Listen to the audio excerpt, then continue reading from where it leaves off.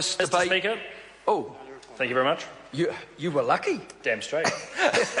I call the honourable member Simon O'Connor.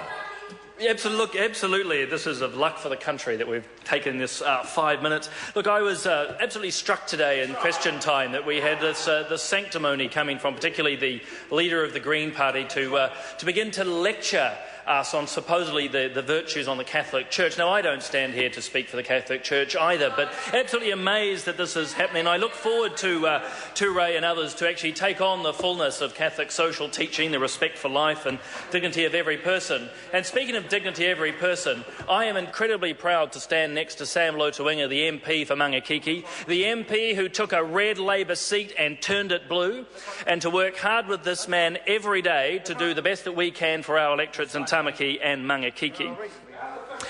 What we heard though today from the Greens, it's picky coming through Greenpeace. Of course, they haven't declared directly their allegiance there, but what we've heard is something where I would say that we can count on the Green Party to provide us with fairy tales. See, once upon a time there was a land that never had to worry about oil spills or pollution.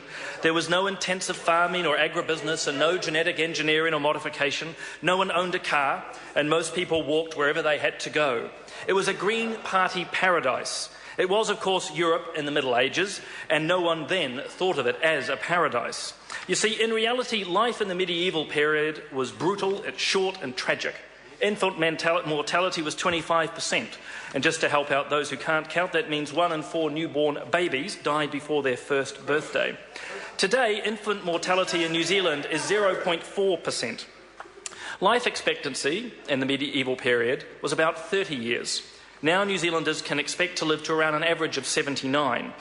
And violence in that medieval green paradise was rife. In fact, scholars estimate that people were 35 times more likely to be murdered then than they are today. Life was horrible, but their beaches were gorgeous.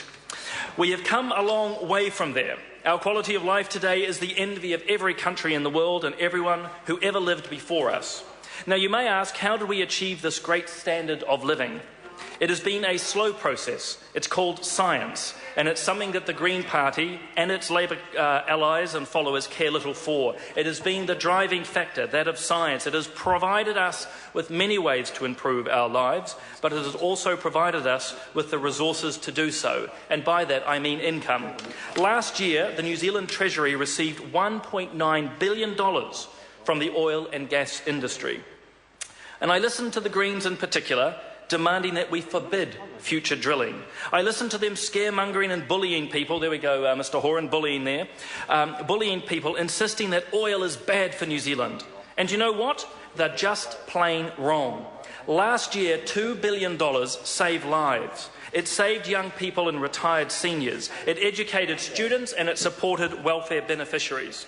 The $2 billion we received in oil and gas revenue was enough to cover just over half the entire tertiary education budget for the year, to cover the entire budget for the Canterbury District Health Board and Southern District Health Board for the year.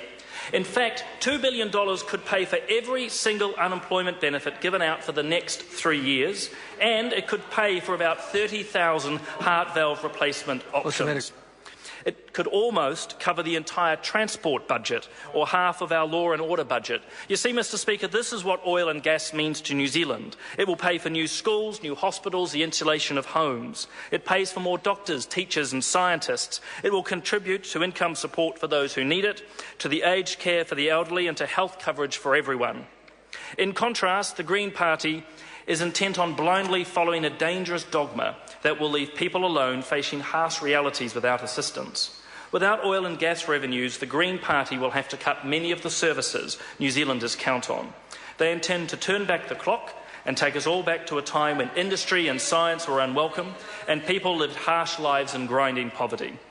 Mr. Speaker, the oil and gas we are searching for will have a tangible benefit to all Kiwis. It will raise the quality of life for everyone, especially the most vulnerable elements in our society which rely on government assistance. Look back into history. New technology is vitally important to our lives today, but without the money to run it, we might as well be living in the dark ages with the Green Party. Now, and finish the debate. Thank you for informing me that you'd finished. Very good. Yes, carry on.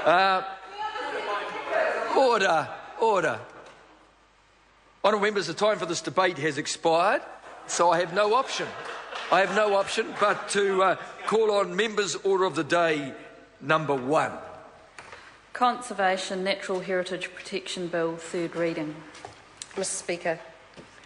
I call the honourable member Jackie Dean. Thank you, Mr Speaker. I move that the Conservation Natural Heritage